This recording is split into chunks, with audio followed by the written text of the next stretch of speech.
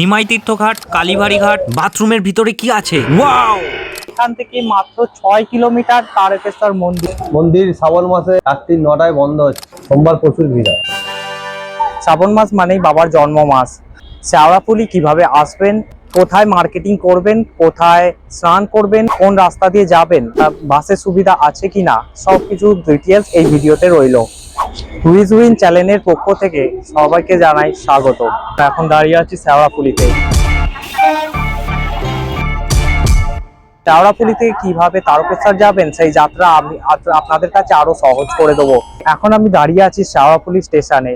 শেওড়াফুলি স্টেশনে আসতে গেলে আপনাকে প্রথমে আসতে হবে এদিকে হাওড়া জংশন, ওদিকে ব্যান্ডেল জংশন। ব্যান্ডেল থেকে ডাউন লাইনে 7-8টা স্টেশনে পৌঁছে যাবেন শেওড়াফুলি, আর হাওড়া থেকে আপ লাইনে 9টা স্টেশনে শেওড়াফুলি। এখান থেকে আপনি কোন দিকে যাবেন সেটা পূর্ব দিক। এই পূর্ব দিকে আপনি গঙ্গা পেয়ে যাবেন, যেখানে সবাইকে স্নান করতে হয়।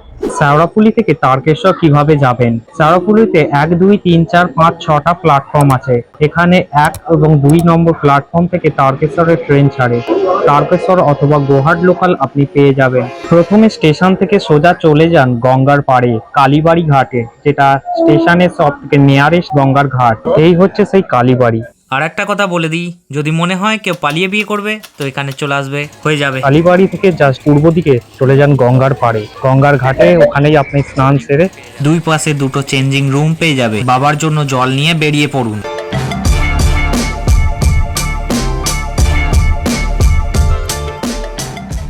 সোজা রিটার্ন করুন শেওড়াফুলি স্টেশনে। ট্রেনে করে যাওয়ার জন্য এটাই বেস্ট।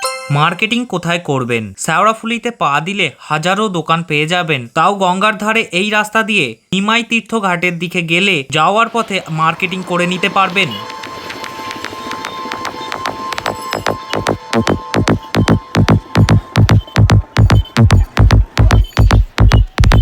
এই রাস্তায় 5 থেকে 6টা গঙ্গার ঘাট আপনি পেয়ে যাবেন।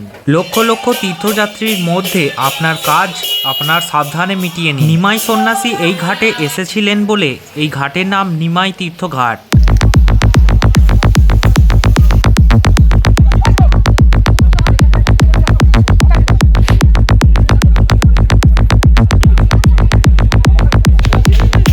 বাবা তারকনাথের নামে জল নিয়ে ভোলে বাবা পার করেগা বলে এগিয়ে চলুন।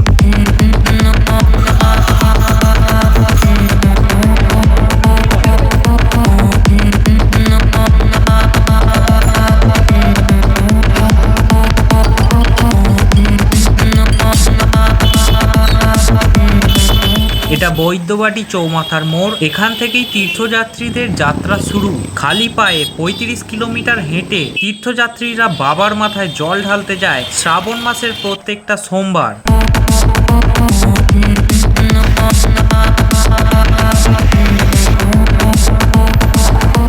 এটা দিয়ারা স্টেশনের সংলগ্ন রাস্তা, খুবই পরিষ্কার এবং পরিচ্ছন্ন। এখানে দেখতে পাচ্ছ বাথরুমের লাইন দেওয়া লাগানো আছে, প্রত্যেকটাতে নাম ট্যাঙ্ক ব্যবস্থা আছে, ওয়াটার কাউন্টার আছে, জল এখন থেকেই লোক বসে আছে, কোনো সমস্যা নেই। প্রত্যেকটা জায়গায় একটা করে ক্যাম্প আছে। এই সেই আমাদের ফেমাস দা ওয়ান্ডার ওয়ার্ল্ড পার্ক, ঠিক দিয়ারার একদম কাছে। অনেকেই চেনো, অনেকেই আসো। ছোটবেলা থেকে দেখে আসছি এই জলযাত্রীদের, কিন্তু আমার মনে হয় এই বছর সব থেকে বেশি সরকার সুবিধা রেখেছে। যখন জলযাত্রী শুরু হবে তখন দেখতে পাবে যে কত মানুষ কত সেবা করছে। কেউ শরবত খাওয়াচ্ছে, কেউ পোলাও, কেউ পায়েস, ক্ষীর, লুচি, আলুর দম, কি না খাওয়ায়। তাদের সেবা যত্ন করার কোনো ত্রুটি থাকে না। রাস্তাটা দেখতে পাচ্ছ কতটা সুন্দর এবং চকচকে হয়ে আছে। প্রশাসন যা প্রস্তুতি নিয়েছে, আমার মনে হয় জলযাত্রীদের এবারে কোনো অসুবিধা হবে না। দিয়ারার পরবর্তী স্টেশন নসিবপুর সংলগ্ন এলাকায় যথেষ্ট যত্ন সহকারে প্রস্তুতি নেওয়া হচ্ছে। এখানে বাস পড়েছে, প্যান্ডেল করবে। গত 5 বছর আগে এত পায়খানা বাথরুমের কোনো ব্যবস্থা ছিল না। বাথরুমগুলো পুরুষ ও মহিলা আলাদা আলাদা গ্রুপে বানানো, তার মধ্যে প্রসাব করার জন্য আর পটি করার জন্য আলাদা ব্যবস্থা। এর মধ্যেই আবার বাচ্চাদের, প্রাপ্তবয়স্ক ও সিনিয়র সিটিজেনদের আলাদা আলাদা। যাই হোক গাইস, আমার তো ভিতরটা একবার দেখতে মন যাচ্ছে। Just wow! কোনো বাড়িতে এত ভালো ব্যবস্থা নেই না, এখনো জল চালু করেনি। একদম ইন্ডিয়ান ল্যাট্রিন, বালতি, মগ সবই ব্যবস্থা আছে। এটা নসিপুর সংলগ্ন এলাকা। নসিপুরের জাস্ট হাই স্কুল, ওইদিকে হাই স্কুলটা পার করে আমাদের এখানে বাঁক রাখার জায়গা আছে। এটা ছোট আশ্রম আছে যেখানে তোমরা বিশ্রাম নিতে পারবে কিছুক্ষণের জন্য, তারপর আবার তারকেশ্বরের উদ্দেশ্যে রওনা দিতে পারবে।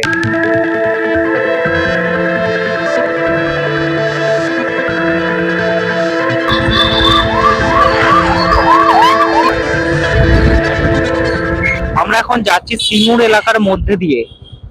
এখানে যথেষ্ট দেখো তারকেশ্বর যাত্রীদের বিশ্রাম স্থল লেখাই আছে।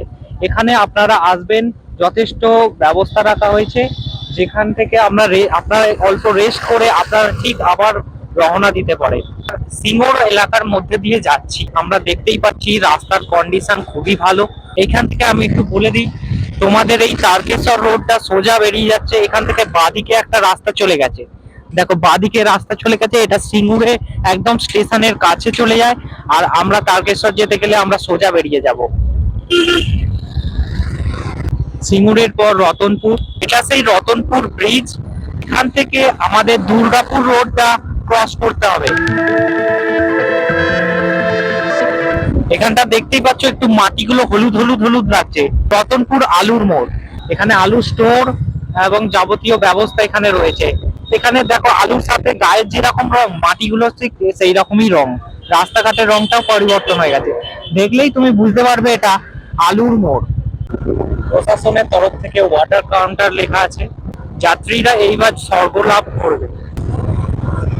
আলুর মোড়ের পরের রাস্তাটা একটুখানি অগোছালো মনে হচ্ছে আমার। এখানে তোমাদের খুব একটা অসুবিধা হবে না, রাস্তাটা রিপেয়ারিং চলছে, প্রশাসন তোমাদের রেডি করে দেবে। সারা পশ্চিমবঙ্গ থেকে লোক, কোটি কোটি লোক আসে। এই ছোট ছোট বিশ্রামাগার হয়তো তোমাদের একটু অসুবিধা হতে পারে। সামনে দেখতে পাচ্ছ একটা উঁচু ব্রিজ, যেটা হচ্ছে কামারকুন্ডু রেলওয়ে স্টেশনটাকে ক্রস করছে। আর এইদিকে আমরা বেরিয়ে যাব তারকেশ্বর। কামারকুন্ডুর পরেই হচ্ছে নালিকুল। নালিকুল যাওয়ার পথে তুমি এই একটা পুরাতন চূড়া দেখতে পাবে, যার মধ্যে আগে আমাদের বাহিনীরা এটার উপরে উঠে আমাদের এই এলাকাটাকে পাহারা দিত। কোন শত্রুপক্ষ আক্রমণ করছে কিনা সেটা দেখার জন্য। একদম রেল লাইনের গায়ে, রেল লাইনটাকে জাস্ট একটু আগে ক্রস করব। এই ব্রিজটা এখনো পর্যন্ত তৈরি হয়নি, তার জন্য এই বছর তোমাদের একটু সমস্যা হবে যে রেল লাইনটাকে ক্রস করার জন্য বারবার রেল গেট পড়বে। এটা 14 নম্বর গেট বলা হয়।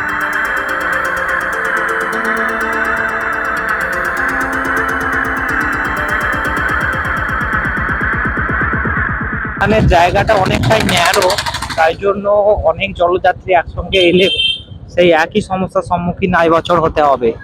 আশা করছি পরের বছর এই ব্রিজটা খুলে যাবে, তখন তোমাদের আর কোনো বাধার সম্মুখীন হতে হবে না। এই যে সামনে রোডটা দেখতে পাচ্ছ, এখান থেকে তোমরা ভুল করবে না। ওই যে রোডটা দেখতে পাচ্ছ, ওটা হচ্ছে নালিকুল স্টেশন চলে যাচ্ছে। আর এইটা বাঁদিকে আমরা চলে যাচ্ছি তারকেশ্বর রোড। ধর্মতলা চলো, এটাই হচ্ছে নালিকুল বটতলা। বটতলা থেকে ডান দিকে রাস্তাটা ধরলে তুমি নালিকুল স্টেশনে পৌঁছে যাবে। যদি কখনো তুমি মনে করো যে তুমি আর পারছো না, তখন তুমি এই রাস্তা ধরে নালিকুল স্টেশন থেকে ট্রেন ধরে অতি সহজে বাবার কাছে পৌঁছে যেতে পারবে। নালিকুলের পরবর্তী স্টেশন মালিয়া হল।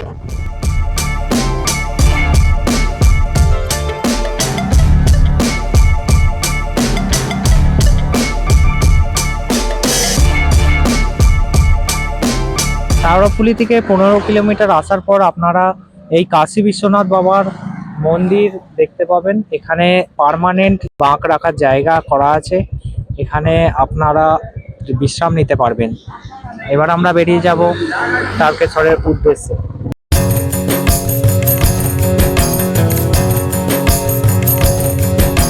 মালিয়ার পরেই আমরা চলে আসছি হরিপালের কাছাকাছি। বাঁ দিকে গেলে আমরা হরিপাল স্টেশনে চলে যাব, সোজা গেলে তারকেশ্বর রোড ধরে বেরিয়ে যাব। যদি তোমরা কোনো সময় হাঁপিয়ে যাও, মনে করো আর পারছো না, তখন এই রাস্তা ব্যবহার করে তোমরা হরিপাল স্টেশন থেকে ট্রেন ধরে তারকেশ্বর বাবা তারকনাথের কাছে পৌঁছে যাবে অতি সহজে, অতি সুবিধাজনক। কাকা এখানে তোমরা দেখতে পাচ্ছ কৈকালায়, এখন আমরা কৈকালার একদম রাস্তায় আছি। এই আশ্রমে, এখানে একটা বড় আশ্রম আছে, পার্মানেন্ট বাঁক রাখার জায়গা। যেখানে তোমরা যথেষ্ট বিশ্রাম নিতে পারবে এবং বাবার উদ্দেশ্যে রওনা দিতে পারবে। চলো। আরেকটা আশ্রম, এখানে আমি খুব ঘন ঘন আশ্রম দেখতে পাচ্ছি এবং পার্মানেন্ট জায়গা করা আছে। বাঁকড়াকার মানেই বুঝতে পারছো, এখানে তোমরা যথেষ্ট সুযোগ সুবিধা পাবে। আমরা এখন বাইরখন্ডের উপর দিয়ে যাচ্ছি,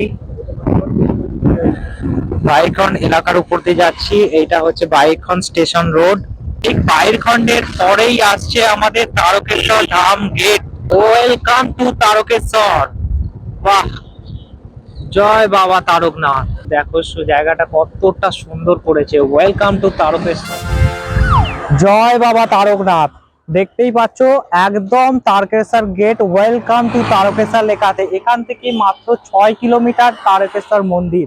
তুমি যদি এখানে পৌঁছে যাও তাহলে তোমাকে আর কোনো চিন্তা করতে হবে না। আমার মনে হয় আর একটু কষ্ট করলেই বাবার কাছে পৌঁছে যাবে।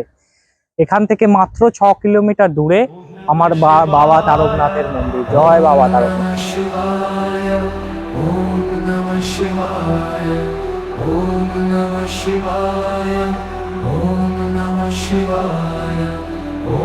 নিমাই তীর্থঘাট থেকে তারকেশ্বর পর্যন্তই পুরোটাই বাবা তারকনাথের হোম ট্যুর বলা যেতে পারে।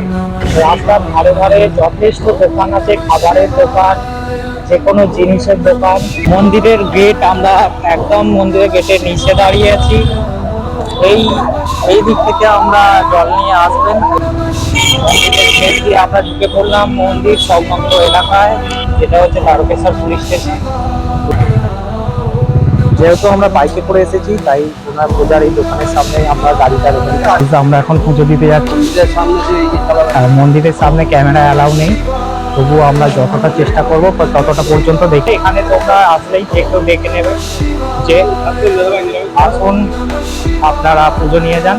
পুজো নিয়ে গিয়ে ওরাই তোমাদের মন্দিরে গিয়ে তোমাদের দিয়ে দেবে। একটা ভালো ব্যবস্থা রয়েছে। তোমরা যদি দোকান থেকে ডালা না কেনো, বাইক বা যা কিছুই নিয়ে আসো, রাখার ব্যবস্থাটা তোমরা পাবে না। আমরা বাইক, ব্যাগ, হেলমেট সব ওখানেই রেখে ছেড়ে এলাম।